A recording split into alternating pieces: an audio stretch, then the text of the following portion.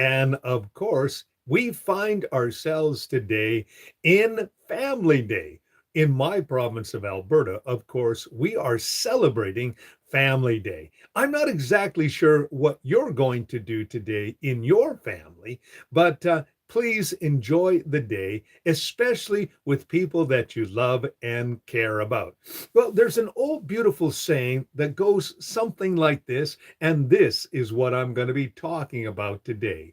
If you truly love someone, you're going to love them twice. You say, love them twice? Yes, because the first time it's all about attraction.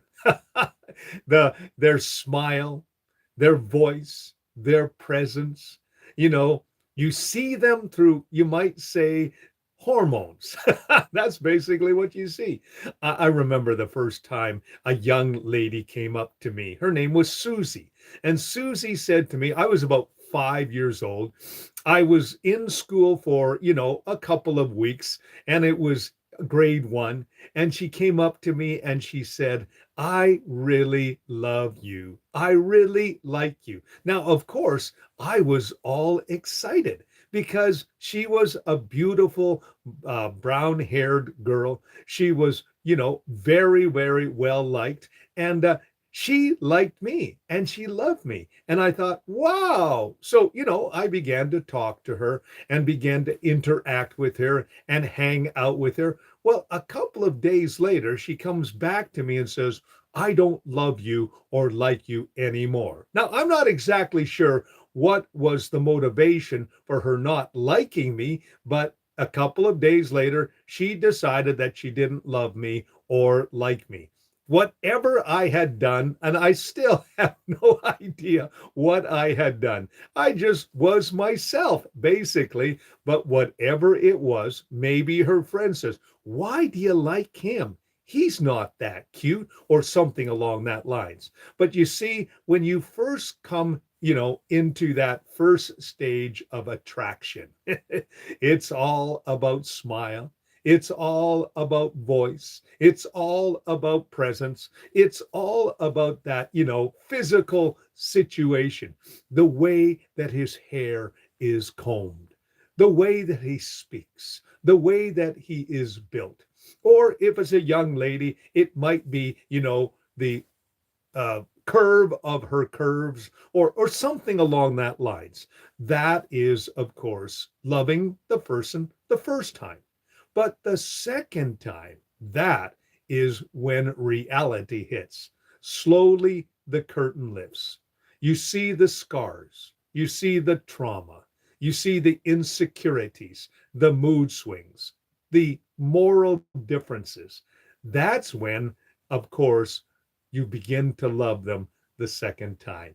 You see, when you first fall in love, it's all about attraction. You forget that the people that you are involved in have a past. Something has happened to them. Maybe someone loved them and then didn't love them anymore. Or maybe they grew up in not a great situation, but they were able to cover it up. But sooner or later, begin to see the scars. You begin to see their insecurities. You begin to see the mood swings. You begin to see, the different things that are them. You might see moral differences. It's of course, no longer perfect. It is real. And that's when you make a decision. And that decision is, I am going to love this person in spite of their imperfections. I love how one person put it. They said simply this: you have two imperfect people that see the perfection in each other. They're not overlooking the imperfections. They have chosen, of course, to live with those imperfections. And you still love them. It's real. It's without the filters. It's without expectation. It is without infatuation. That is true love. I remember when I got married, it was the wedding day. And I was standing there at the, of course, the front of the church. I was the groom. My wife was coming down. She wasn't my wife at the time, but she was coming down the aisle. She was the bride.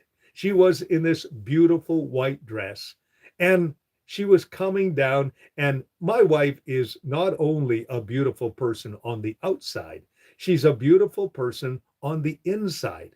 And I looked that day and I said to myself, my goodness, this beautiful lady is marrying me. Now, we had gone together for 2.5 years up to that point. We were in college at the time, and it wasn't a good idea for us to get married. I had finished my college education, and now I was getting ready to go into the workaday world.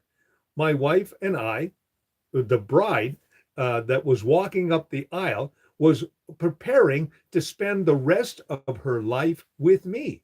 And I thought to myself, how in heaven's name did I capture such a beautiful lady, especially when she's well aware of all my failures, all my faults, all my imperfections? And every day I think about that. I think about the fact that we've been together since 1979, and she knows everything that's wrong with me. I, basically show something like that every single day. And yet she sees and looks past those imperfections. You see, that's where you love twice. It's a love of understanding, a love that stays, a love that grows every single day. That's why I say on this family day, enjoy the people that love you and you love them. Because the infatuation, the, attraction, it sooner or later disappears and reality sets in. You know, I have a picture on my nightstand. It's a picture of my wife and I, signing the register on the day that we got married. And then right beside it is a picture of us on our 25th anniversary. The look that my wife had on that particular day, both days, was one of love. And I think to myself, here we are all these years later, and we're still together.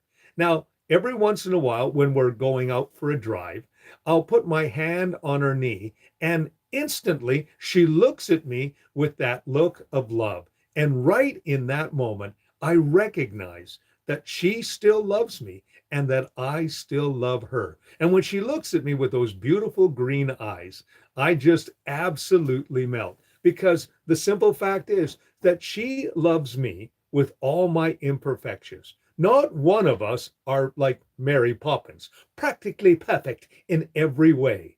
But love overlooks that. Love says, I know that you are real. I know that you have, these imperfections in your life, but I'm going to love you without the filters. I'm going to love you without the expectation. And I'm not infatuated with you any longer. They did a survey of couples that have been married for over 40 years, and they asked the question, were there days that you didn't love your spouse? They said, oh, yeah, there were days that I didn't love them. There were days that I wanted to kill them. There were days that I wanted to slap them on the side of the head. There were days that I would not even talk to them. And they said, well, what was it that made you, of course, continue? They said, I remember. I remember the reasons why I love them. I remember the beautiful things that we have had together. Because I want to tell you something. You will have more positive moments than you will ever have negative moments. It will be love without filter. It's love of understanding. The love that says, I know what you are like, but I see something in you that nobody else sees. I have a love that is growing every day. That's why it says we are to grow in the grace and knowledge of the Lord Jesus Christ and the love of each other. Remember, love is patient, love is kind. Love is the thing that basically walks by faith and not by sight. Love is something that, of course, has a hope. You always hope for the better. And often what you will see is the better. So today on Family Day, remember, love is not just about attraction. We have many celebrity marriages. For example, Pamela Anderson, a beautiful girl, Canadian girl, and she was married to this one particular guy for a very short period of time. He was a good looking man, but he was an imperfect man. He was a man with lots of, troubles, lots of habits, and things that were, on the outside, he looked great. But on the inside, he was, of course, a tortured human being. She entered into that relationship and found out very quickly that this person was toxic, that this person was troubled. This person was, basically an accident waiting for a place to happen. She was smart enough to get out of that relationship, of course, in record time. But you see, when you are looking for the beautiful person, remember, it's got to be beauty not just on the outside, but beauty on the inside. You need to see something in them that nobody else sees. But remember this, not everybody is a reclamation project. Not everyone is a restoration project. You make a decision about, especially when you're going into a relationship with someone, that you make a decision that you want to be part of that relationship. If there's too much trauma, if there's too much toxicity, then run for the hills, because that's not something that you want in your life. I've often said or often heard young couples, I have been involved with hundreds of marriages. I'm talking about doing the premarital counseling. And I've heard over and over again, I am going to change him. No, sweetie, you're not going to change them. What you have to decide is whether or not you can live the rest of your life with this person.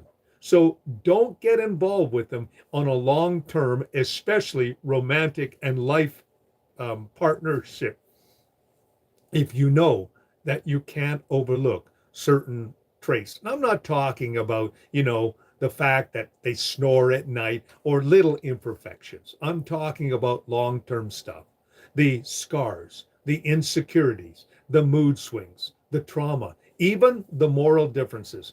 Don't overlook them. But if you can, and you know that you can make a life together, then that's an understanding of what true love is all about. It's the kind of love that stays, the kind of love that grows. But you've got to make that decision. And it's not easy to love. Love can take us to the highest heights, or it can take us down to the deepest depths. You have to understand that. And you have to make that decision. If you decide to love this person through thick and thin, then stay with them. But if you can't, then don't. Because the simple fact is you're hurting yourself and you're going to hurt them because you're going to lash out. Many couples end up fighting simply because of the fact that they get to a point where they simply say, I can't take this anymore. And that's, of course, a tough one. So my simple exhortation to you today is, of course, you love twice. The first time you love because of attraction, infatuation. The second time is when you love in a real manner and you care and you stay with them because of the fact that you see, even though they are imperfect, they have something that you know is very special. And together you have two imperfect people making a perfect relationship, making a relationship work. That is, of course, the true measure of love. So that's my exhortation for you today. and for Family Day. And especially if out of that union come children. And those children, let me give you a little exhortation about children as well. And it's simply this: enjoy your children when they're young. The reason being is that 5 or 6 years goes by very, very quickly. Right now, my wife and I have the privilege of enjoying some grandchildren under the age of 7. And they are absolutely hilarious. Yesterday morning, my son brought us our two grandsons, Caleb and also, of course, Lewis. Great little guys. And we enjoyed them immensely. We have a little treasure box. It's a little box that looks like a treasure chest. And we've stocked it this week with all the goodies, which we do. Every kid that walks into our house knows about our treasure box. In fact, there's a little girl whose family, my wife is a piano teacher, and her family comes to our house, and they get to go into the treasure box. Her mom said to my wife this week, she says, my daughter wants, when she has a home of her own, she's going to have a treasure box where all the kids can come and, of course, enjoy the candies and the treasures. I thought, wow, that's really something. So I want to encourage you to especially enjoy the loved ones that you have, especially the little children. And if you are a grandparent, enjoy the little ones while they are young, because the simple fact is, it's the simple pleasures of life that are really so important. And that is, of course, a chance, if you have grandchildren, to do it all over again. The reason why grandparents love their kids, their little kids, and their grandchildren is because they see another opportunity to be able to love someone who's small, someone who is curious, someone who is absolutely hilarious. Remember, little kids are absolutely hilarious. You never know what they're going to do, you never know what they're going to say. And when you're a parent, you have to, of course, give boundaries. But you remember how much fun they really were. And when you're grandparents, you get a chance to do it with a little bit more experience, and also as well get to enjoy those simple pleasures in life. The laughter that children bring, the incredible impulsiveness, and also you never know what they're going to say. There's a program on TV that simply says, kids say the darndest things. Kids do the darndest things, but it is absolutely wonderful. So enjoy those times as well. Love is all about those little moments that build memory. So that's my thought on Family Day today. My name is Robert Dean Steele, and if you do like what you are hearing and seeing, I always encourage you to press the like button. Can I pray for your family today? Lord, I pray today for couples. And I pray today that, Lord, relationships will be strong, and that, Lord, today love would flourish. For families today, I would pray that, Lord, families would become stronger, and that, Lord, people would recognize the beauty and also the solidarity and security that families bring. For those that feel lonely today, I pray that, Lord, they would find someone today, a friend, someone that they can share some moments with, special times together that builds memories. That's my prayer today.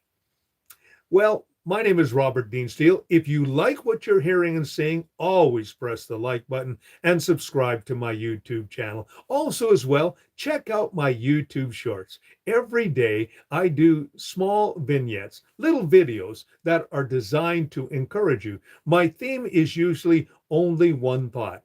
And maybe today, something that I said in my YouTube shorts will encourage you as well. Thank you for spending time with me. My name's Robert Dean Steele. Have a great and wonderful Family Day.